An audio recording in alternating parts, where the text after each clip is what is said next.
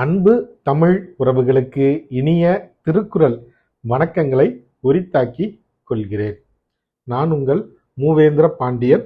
நாளொரு திருக்குறள் வரிசையில் இன்றைய தினம் பொருட்பாலில் 39வது அதிகாரமாக உள்ள இறை மாட்சி என்ற அதிகார தலைப்பின் கீழ் அமையப்பெற்ற 385வது திருக்குறளை காணப்போகின்றோம். இறை மாட்சி என்பதற்கு அரசின் பண்பு நலன்கள் என்ற பொருளில் இந்த அதிகாரத்தின் தலைப்பு அமையப்பெற்றுள்ளது. இப்பொழுது 385வது திருக்குறளை காண்போம்.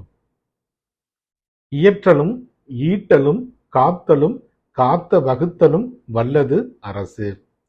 இயற்றலும் ஈட்டலும் காத்தலும் காத்த வகுத்தலும் வல்லது அரசு. இக்குறளுக்கான பொருளினை இப்போது காண்போம்.